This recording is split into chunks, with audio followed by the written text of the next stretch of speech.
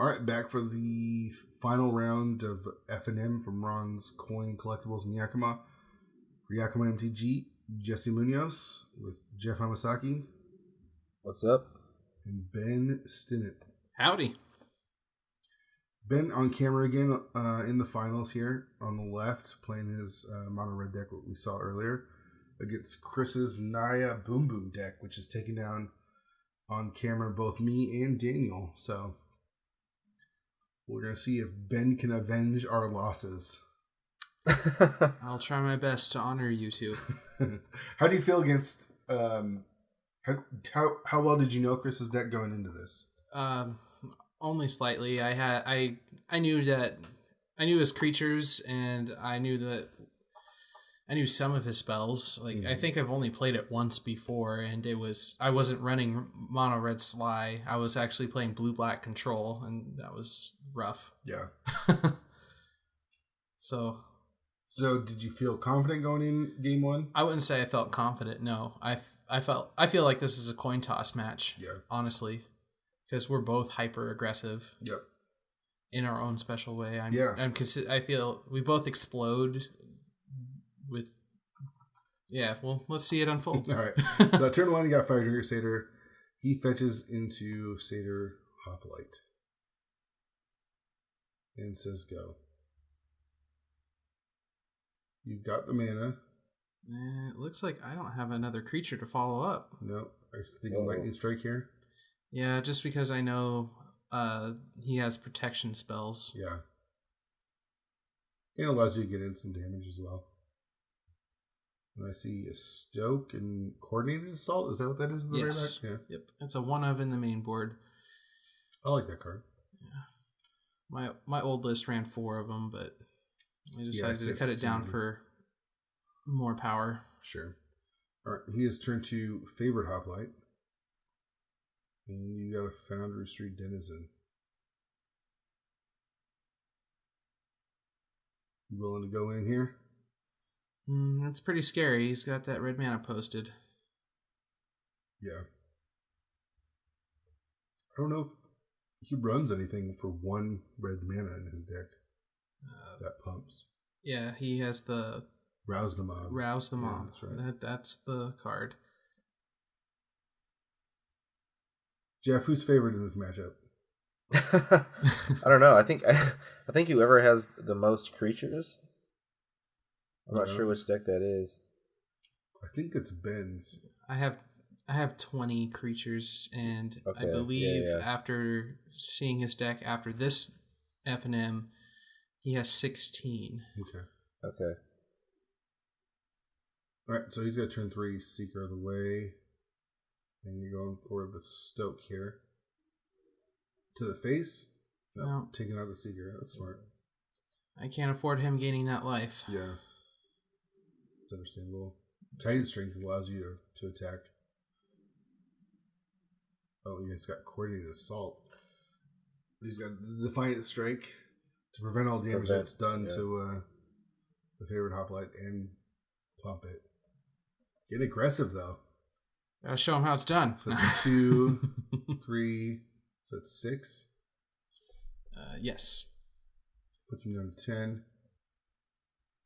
And I'm not feeling too good right now. He's got so many cards. Yeah. It always feels like Chris has a lot of cards in his hand. Mountain is the draw. And makes the trade. Gotta tell you, I don't like where you're at right now. That's fair. I don't like it either. Alright. There's a Rouse the Mob. There's a team and a Battle Rage. Jeez. So it's 3, 4, 8, 5, right? 6. 3, 4, 5, 6 plus double strike is 12, putting me to 5. I have 2 mountains. Yeah. Yep, sounds like I'm gonna call this one, Ben. I think he's gonna win this game. Nah, that's crazy talk. Oh wait, never mind. That's not crazy talk. Battle Rage. There's another Battle Rage. I guess he shows me how it's done. You started out quick, but it just ran out of gas really fast. Yeah. It's okay. The Coordinated Assault. If you could have got that Coordinated Assault off and he didn't have a trick there, I feel like the game is completely different. Oh, there you go. The Forge Devils. Is that what you're bringing in? You're bringing in the Forge Devils? I don't think I bring them in this matchup. The only creature that I hit off Forge Devil is the Satyr Hoplite before buff. Oh, that's true. Because the other the white Hoplite is 1/2. Yeah, same with the prowess chick. What's her name? It's Monastery Swiftspear. Yeah, she's a 1/2 as well. All right, looks like he's taking out the Ordeals again. I guess because you have lightning strikes. Mm-hmm. That makes sense. I saw him bringing in some collateral damages. Seems to be his go-to. Yeah. It makes sense if your creature's going to get removed, sack it and lightning bolt something. Mm-hmm. Yeah, I like that. Might as well get something out of it. Yeah. So you're taking out the Stokes here? Is that what you're thinking? Yeah, that's what I'm thinking right now. Just too expensive and don't do enough? Let's see what I bring in. I forget exactly what I bring in right, for take them. Stoke, Coordinated Assault, and a Dragon Mantle. More efficient removal. Oh, that's what good. it is. Yeah, Syrian Bloods are good. That's actually really good against this deck. I like the Wild Slashes too, because that takes care of most of his 1-drops, or all of his 1-drops. Tell you what, this is the first time I've ever cited out all of my Stokes, and it felt really weird. Yeah. Just taking away all that reach. Yeah. Those Syrian Bloods are good, though, because they deal, 3 damage, and then 3 damage if a creature dies? Is that what 2 it is? damage, and then 3 to the face if it dies. Sweet. Everything else looks good. Yeah, I definitely like the Wild Slashes against Chris. No Anger of the Gods in sideboard. Nah. Who needs board wipes? What are those?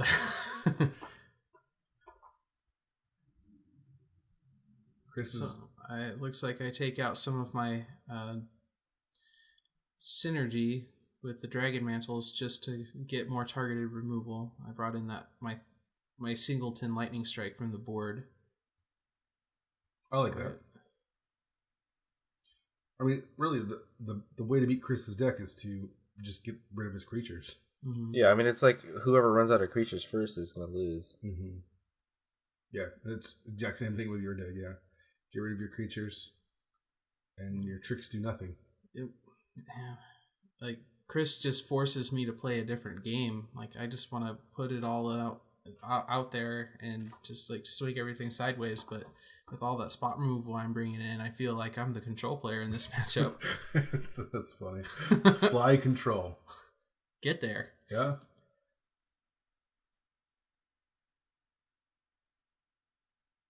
It's Mono Red is hard to run, for me at least. I like to be aggressive, but it's almost like you have to.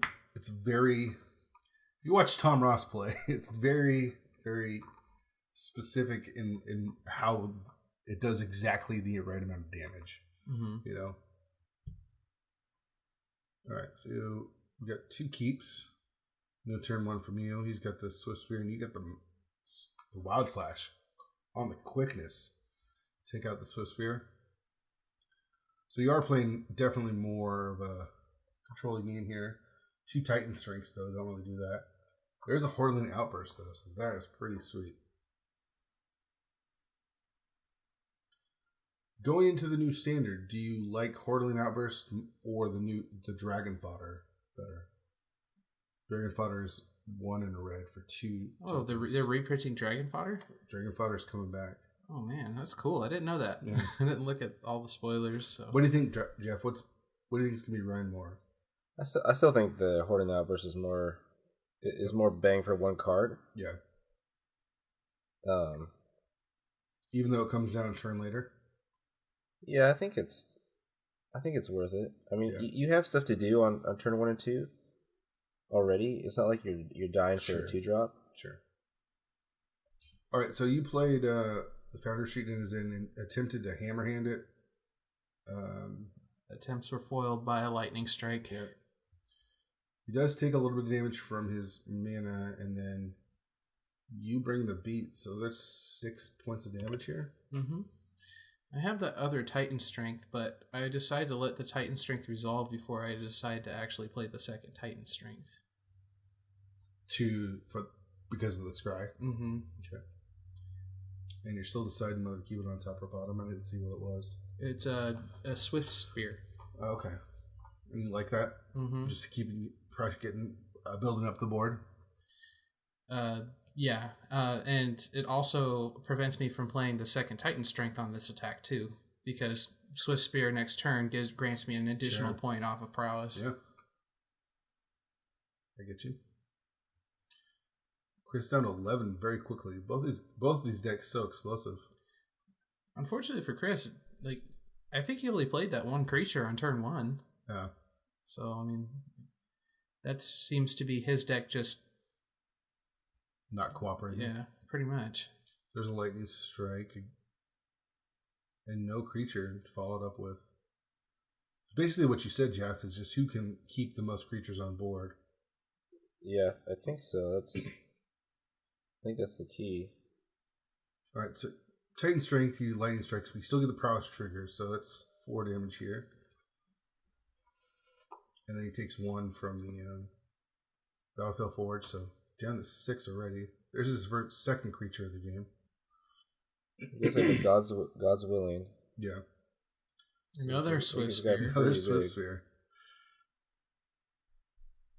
Alright, so he blocks the Swift Spear and God's Willing it. But still takes 3. Yeah. And I think he took a point of damage too. To cast it. Yeah. So he's down to 2. There's another creature. And it feels like, all you need is any lightning strike. That's a Dragon Mantle. Okay. Mm-hmm. You took out the Stokes. Card. And that was a Crone Crusader I just drew. Alright. Draws have been live.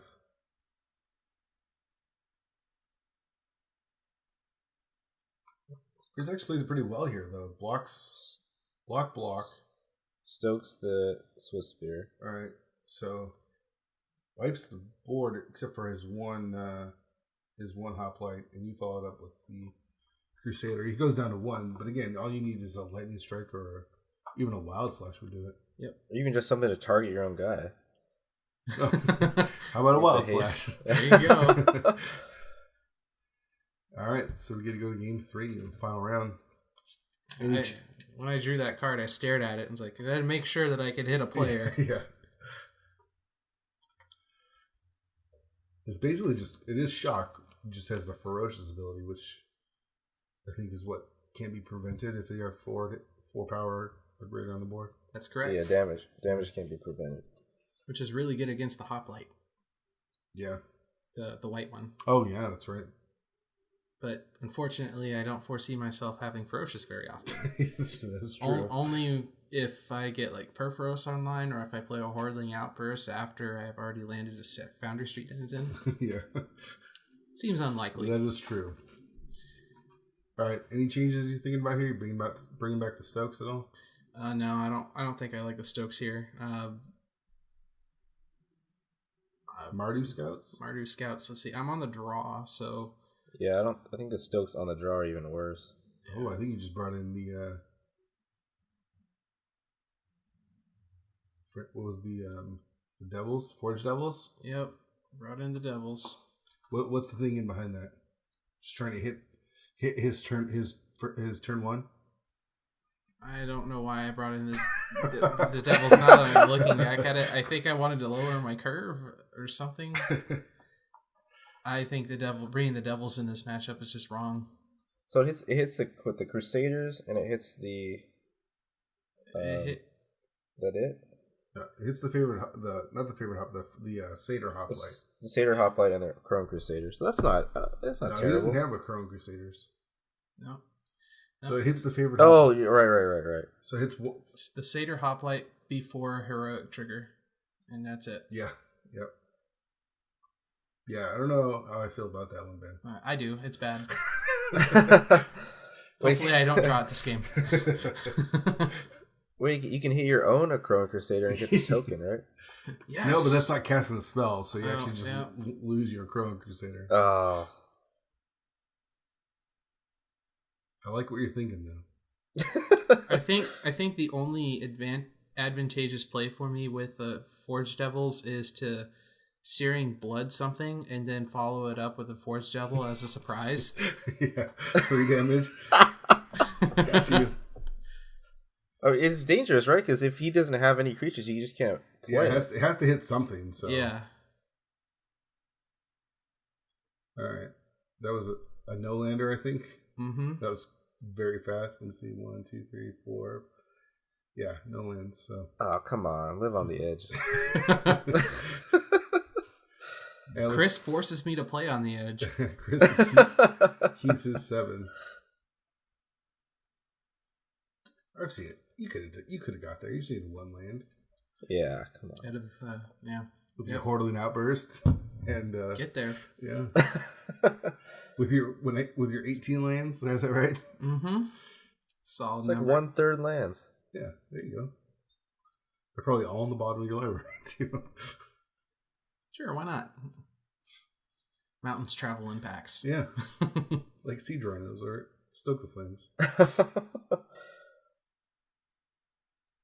You rarely ever see just one mountain by itself. It's always a cascade of them. Alright, so you're going to 6. Let's see what you got. Crusader, Land, Swift Spear. Bunch of 1-drops. I like it. And he doesn't have one. So you get to be the aggressor. Thinking, like, it happens so often where I make a play and hope that I draw the mountain, and if I do draw the mountain, it's great, but if I don't, then it's less good. Yeah. And I didn't draw it, so I think I made the right play there. He's got the Seeker of the Way just clogging things up. Defiant Strike, so you're going to take 4 here. He's going to gain 4. Not looking good. Yeah, this does not look good at all. And, yeah. He doesn't have any red mana. Draw a card. I missed it again. Ouch. You do have plays though, so that is good. I mean, you get the Denizen or the Yeah, what you really want is a Wild Slash though. Yeah. Or a mountain right there, I guess. Sure, yeah. Wild Slash I think would be better. But he's got 2 mana open. That's true. But none of it red. Yes. This is true. There's no red mana. He does have his 1 forest. Alright. There's the Denizen. I'm guessing you just bring the beats because you're not blocking, right? Right. And I gotta try to mitigate that life gain. Yeah.